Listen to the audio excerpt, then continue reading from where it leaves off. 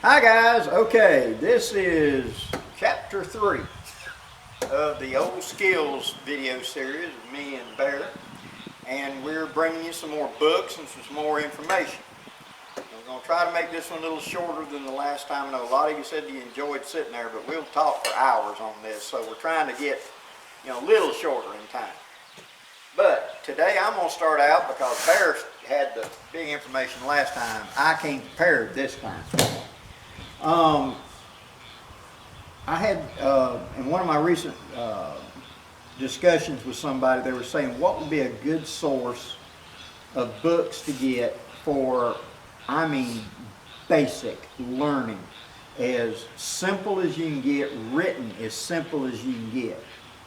And without hesitation, I said the Boy Scout merit badge manuals. Because you look at them and they had, there was poultry. There was one told you how to grow chickens. You had navigation. You had swimming. You had life saving. They had like 80 or 90 badges. And sadly, a lot of those are gone today. A lot of them are gone, but they don't teach them anymore. You still can find them on eBay and stuff like that where people are getting rid of the old books. And they are a great source, especially when you're starting with a young person.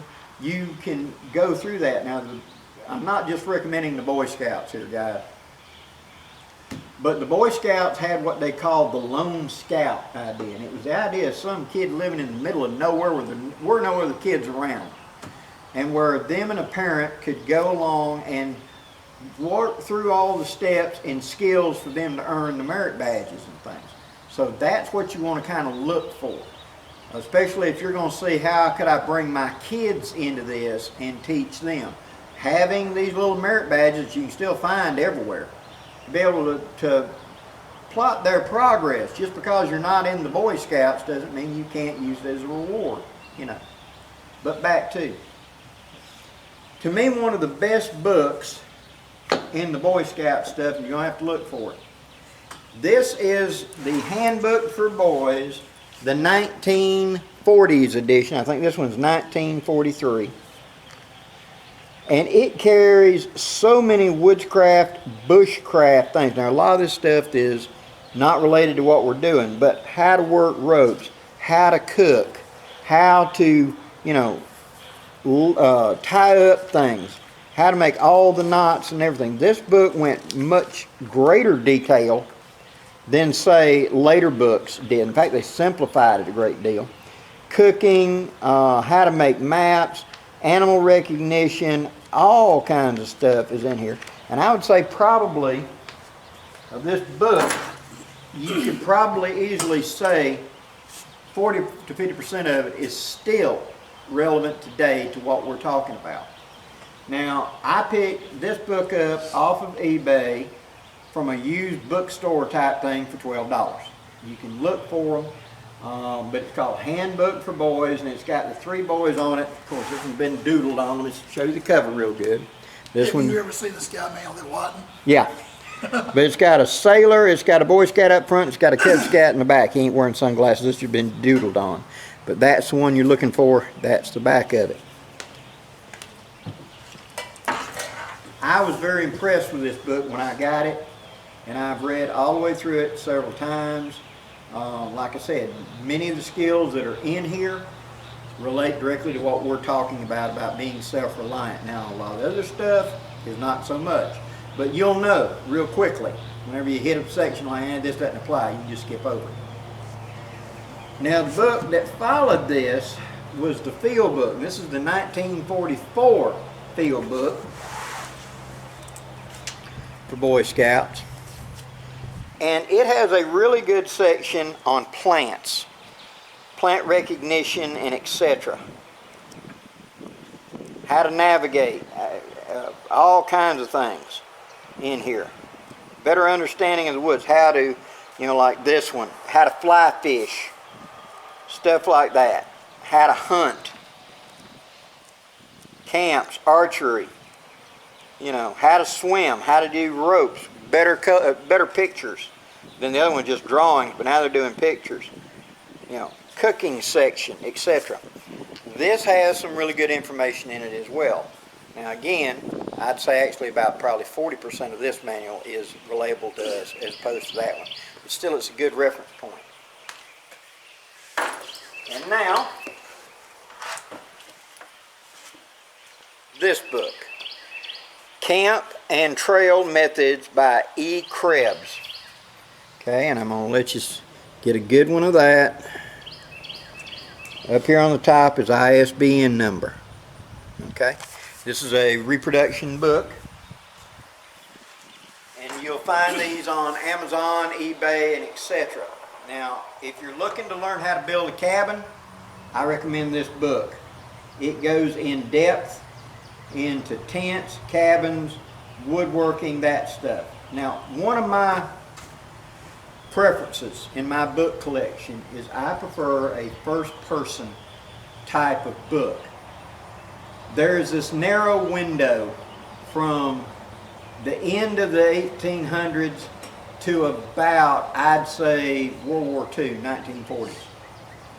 During that time, you still had, in many parts of the country, people that had these skills that we're talking about. They used them on a daily basis of how to can, how to hunt, how to fish, how to camp, how to make rope, how to make fire, how to cut down trees, how to build log cabins, how to do all these what we call pioneer type skills. And the skills would stop being the primary way that people were making a living or were, branching out into the wilderness and starting a homestead with nothing. And technology was catching up where now you could go easily find in most places store-bought lumber. You could go find nails. You were more likely to travel by a car than by a mule or a horse. And so you're seeing a transition. And in that time period, you have a lot of people like Nesmunk and Horace Kephart and Krebs and Brzezinski, Baden-Powell, and all of these that are trying to document these skills that they learned as young men and are now going away. They're being lost. That's one of the reasons I really focus on them and enjoy those books, because they're being written from experience. It's not somebody that did a academic search through libraries and then they're compiling and making up their own book. This is actually people with hands-on real-world experience trying to share that experience. Now, like in this one, he goes into, he's a northern climate, and he goes into how to make snowshoes and stuff like that. You guys up north, that might apply to you. But it's how to hunt, how to fleshing beans, stuff like that.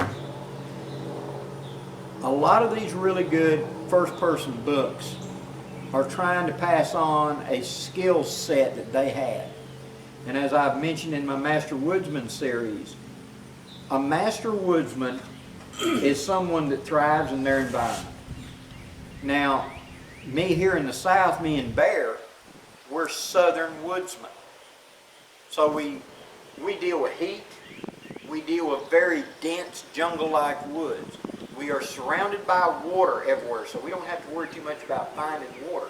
No, Wild just purifying it. Yeah. The big thing is having to cross it every couple minutes when you're walking.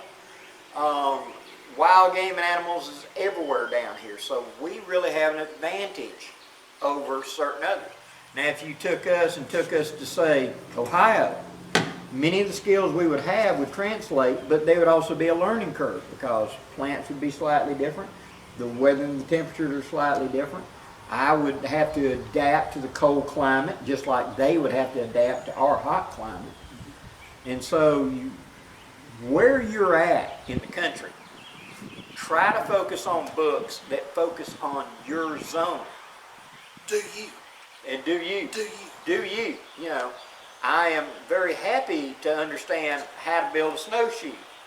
The odds of me ever having to use a snowshoe are pretty slim, But there's always that one little ice storm that comes down here and just... Well, we shut down the whole state so we can celebrate it. So it's kind of like Mardi Gras for us. It snowed. 3 snowflakes and the whole world shuts. Yeah, we shut down the state because we got to go play in that, But it's the same thing, the guys up north, they're not used to our heat. And now they're getting places up there that are getting our kind of heat.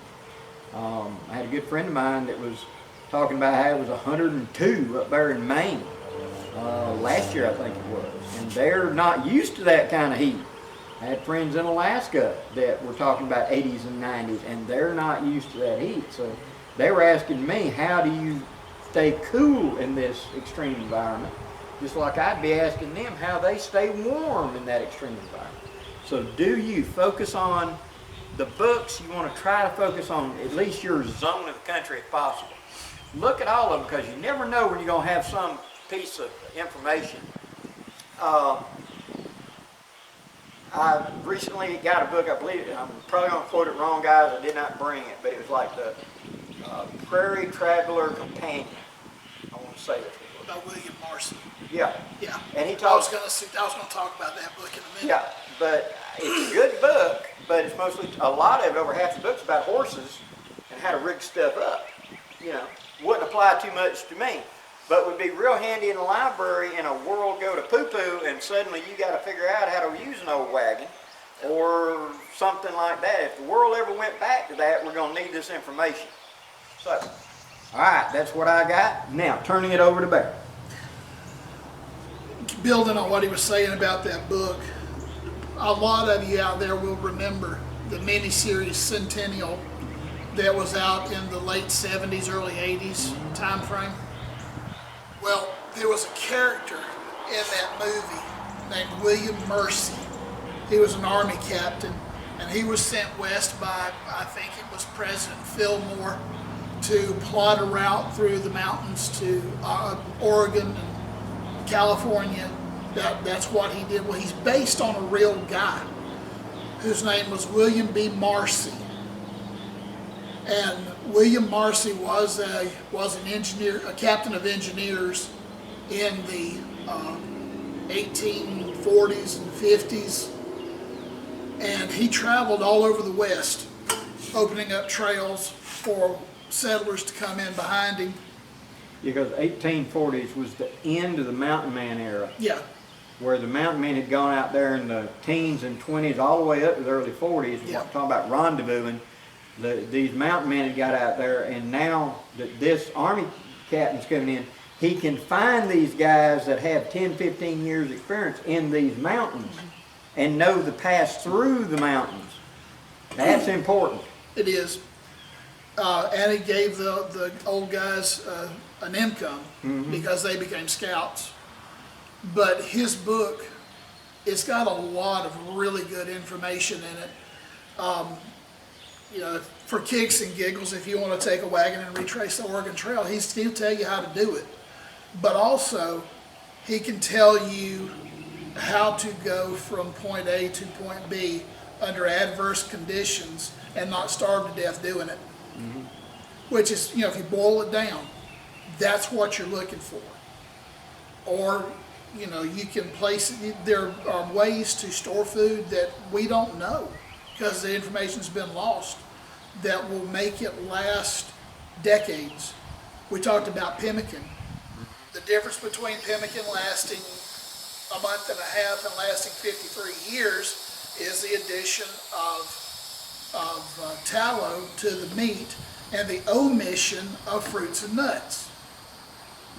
There's been pemmican found in out in the desert Southwest in jars in the cave dwellings that was 200-300 years old and was still completely edible because that's what pemmican does. It was the hard ration. You tried Yes. to find something else, but it was the fallback when there is nothing else. You Absolutely. had it. We're not going to go into pemmican in this one. No. We've been talking about gardening, and today I've been working in my little bitty garden. I'm trying to put some of this into use. They grow all you can eat in 3 square feet. All right, let me see it. And what we're doing is I'm taking off part of my backyard and I'm planting several different vegetables, pairing them off. Some of you may or may not know that tomatoes and peppers love each other because they're both nightshades. But if you plant a squash plant close to them, they will kill the squash plant. because they don't like squash. They don't play well with others. But, you know, we're going to take my gardening attempt and weave it into future videos to show that, yeah, even I can do it, and I'm not very green-thumbed. But anyway, that's what I've been doing today. I have been to the extension office and picked up some information about small-scale meat production, and a very good source of meat production, of backyard meat production, and I got this from the Alabama Cooperative Extension Service, is backyard production production of rabbits. But if you look at who put it out, it's Texas A&M. Like I said, this information is all over the country if you just go look for it. And that's what we spoke about earlier, about going to your local state ag, Yeah. you know, type Your extension. local extension office. And they'll have this information. And so you can grow the plants, but if you want to also grow meat, you can do bunny rabbits. They're fast producing and produce meat. Fishing, like we're talking about, produces meat, but I need something in my backyard that could be producing, and rabbits are quick and easy to do. I know a lot of people are going to go, ooh, I don't want to have to kill something. Unfortunately, if you want to eat, you got to kill something. Yeah, a lot of people don't realize that those little foam containers at your local grocery store or Walmart or whatever, wherever you choose to shop, they didn't just appear out of thin air. They were out grazing in the grass, and somebody put them down and processed them and put them into your little container that you took home for supper. When I was a little boy, I remember feeling kind of sad about the fact that we were having to harvest it with goats at that time. Right. There were too many goats, and so we were going through and they were taking out 8 or 10 of the goats to put in the freezer and make barbecue out of, and let the ones they wanted to keep growing. Right. And the ones that were whatever. And I felt, being a small boy, I felt a little bad about that. I felt kind of sad about it. And I remember my granddaddy sat me down. He understood. He wasn't scolding or nothing. He let me get it out, and he said that unfortunately there's one rule, son. And as he said it, he said, when the Almighty made the world, he made it where nothing lives without feeding upon the dead of something else. The plants are living off of the dead that's fallen in the ground, and everything eats something else by killing it. And their method of killing it is ripping it apart with claws and teeth. Our method is much cleaner and more humane. Yes. So, definitely. And please don't name your food. If you go to raise rabbits, or if you go to raise pigs or goats or whatever, don't name your food. It makes it a lot easier in the long run. yeah. But that having been said, this is from Texas A&M. I'll show you that up close. I was trying to see, I've got something from University of Pennsylvania somewhere. I can't find it. This is about rabbit heat, protecting rabbits from heat. They're very susceptible to heat. Down here in our southern area, it would be that is very true. At the same time, I know you guys up there north would have to protect them from cold. Yes, definitely. This is plans for a rabbit hutch from Auburn.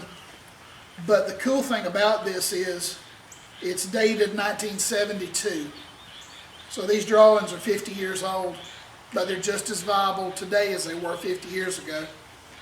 It would be it's designed with the idea for you to construct your own hutch to keep bunnies and stuff like that. It's blueprints, drawings, gives you the size, the listing of everything you're going to need, what kind of plans you're going to need to do, and how you're going to do it.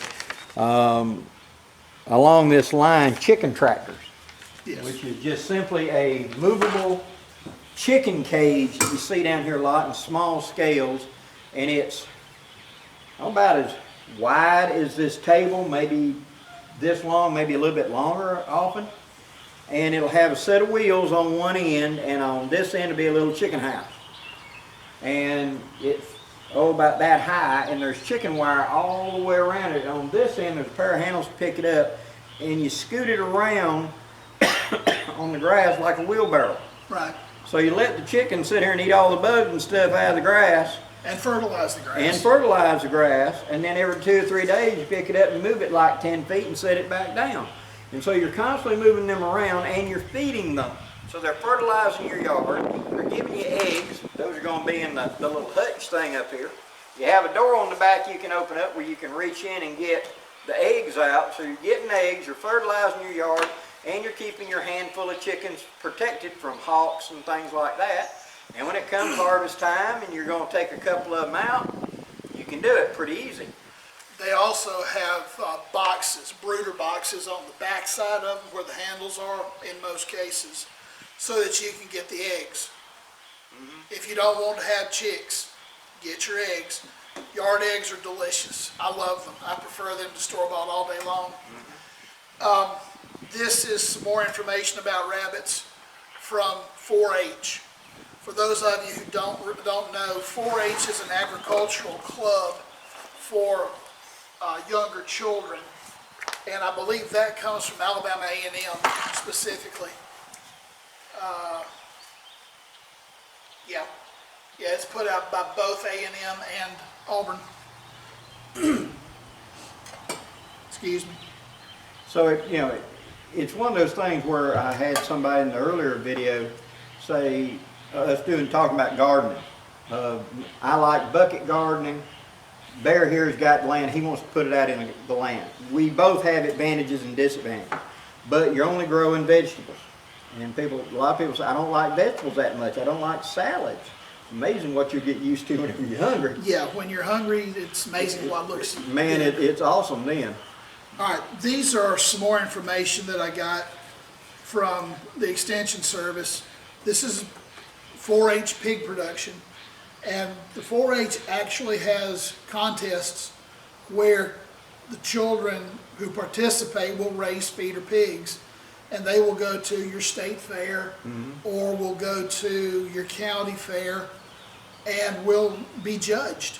You know, their pig will be judged with all the others, and they will be awarded ribbons, and then the child can choose to have the animal processed, which is what they're training to do in the long run anyway, or take it home and let it live out happily playing in the front yard. I've known several 4-H pigs and things that, although they had pigs for slaughter, Yeah.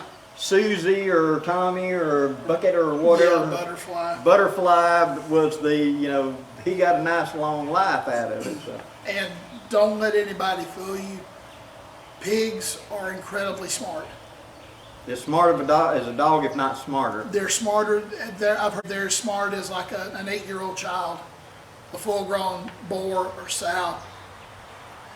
And if you've ever come up against them in the woods hunting, up against feral hogs, don't let your guard down. They can be very disagreeable when they're pushed. And they do not miss an opportunity.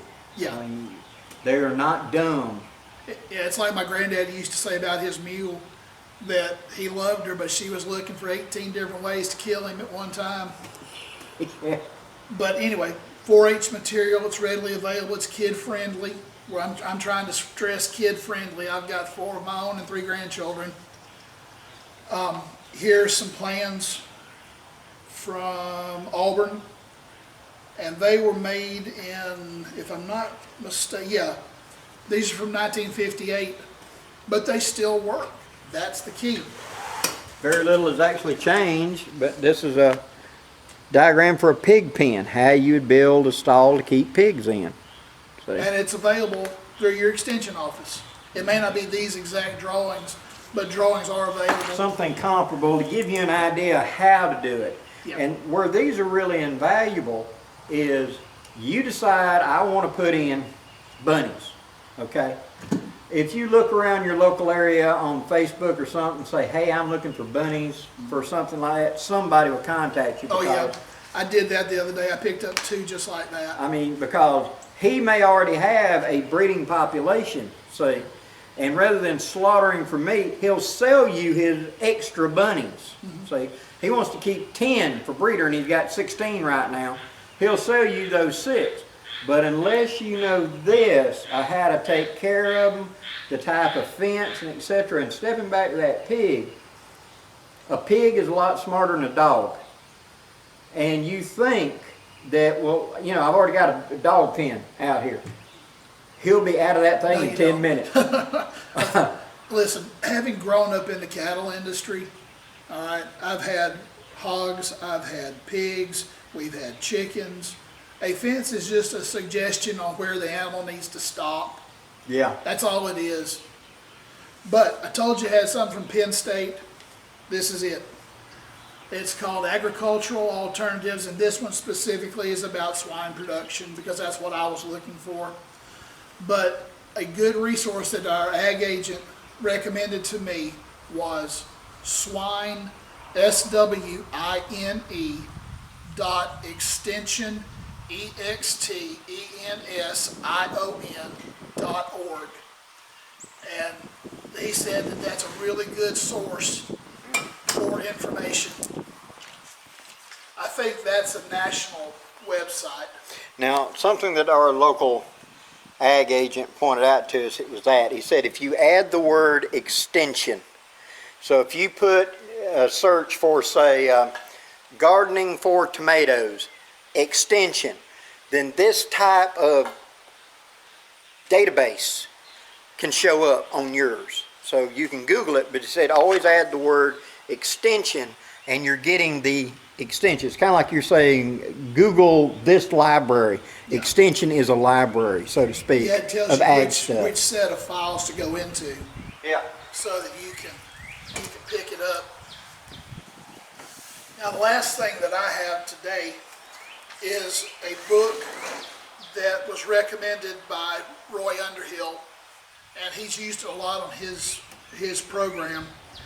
It's by a gentleman named Joseph Moxton, who lived in England at the end of the 1600s. And this book, this is a reproduction of a book that was printed in 1703. So it's going to have some, you know, some type in it that's not going to look right. The way they spell things may look a little odd, but if you hit a word like that, just say it as best you can, and quite often you'll know what the modern equivalent was. Back in the 1700s, you'd find listed cockamamie, which actually meant cucumber, but the way they spelled it with their accent, it looks like when you write it, it looks like cockamamie. Right. But if you just say cockamamie, then you come to, I mean cucumber, you know. But this book has a valuable resource.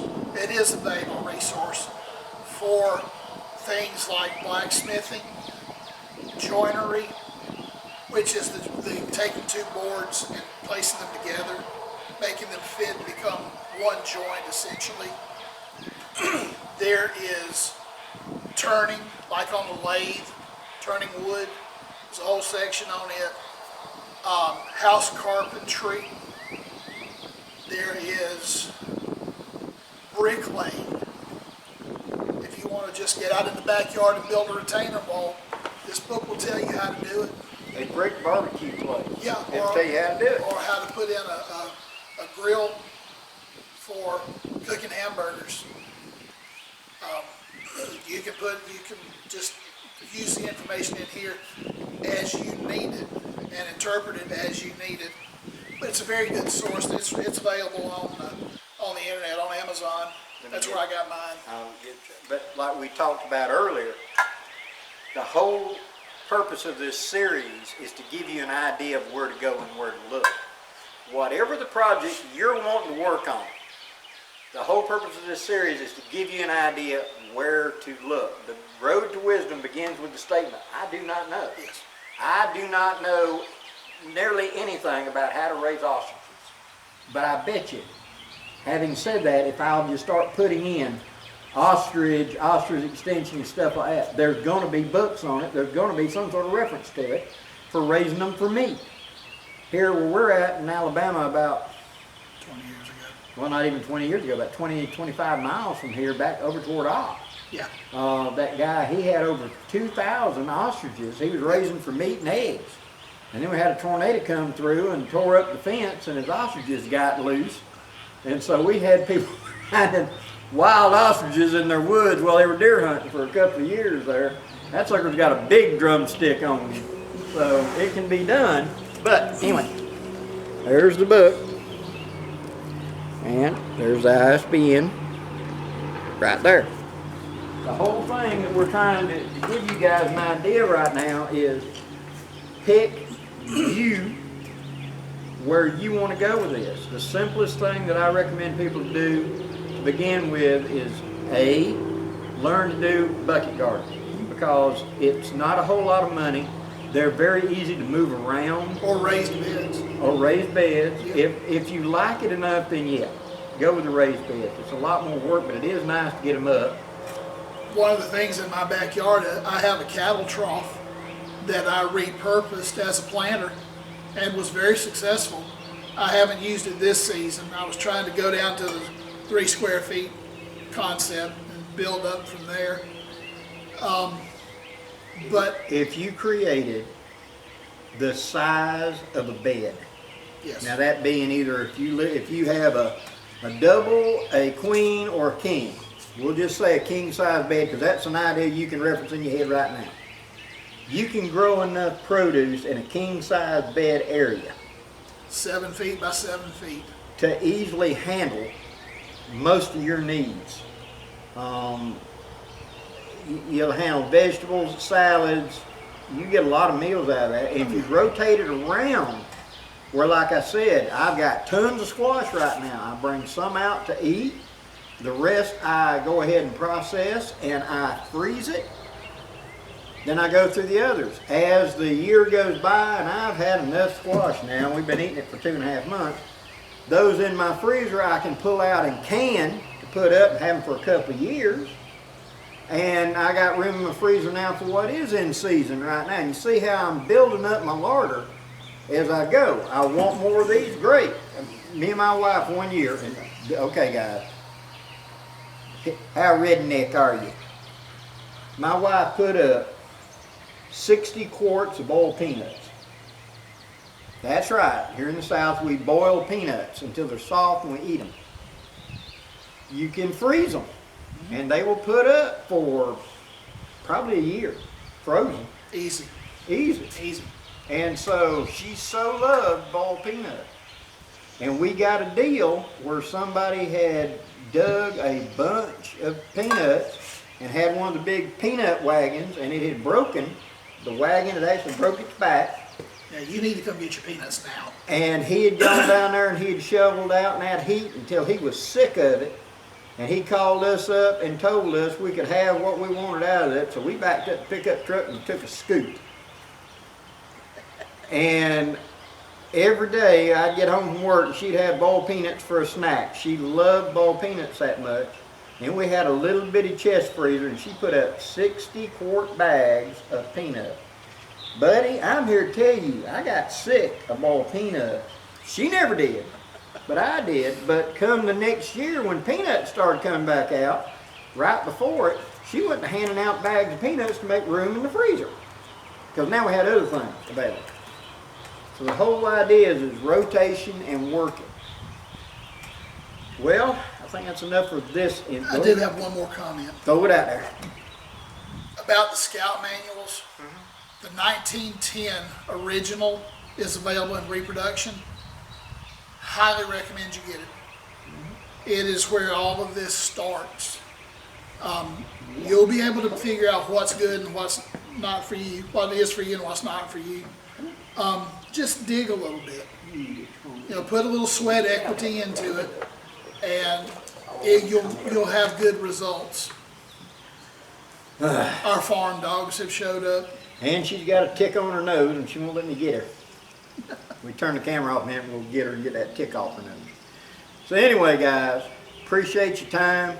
Please leave any questions or comments and any information you're looking for. If you're looking for information on something, put it down there. We'll see if we can give you an idea, or at least give you the best idea we can to kind of guide it for you. Okay? So put it down there in the comments. Bear, thank you very much. Thank you. We'll do another one pretty soon. Till then, till next time guys, please hit that like, share, and subscribe button before you go. Till next time, I'm Blackie, and this is Bear. Saying safe journeys. Have a great day, guys.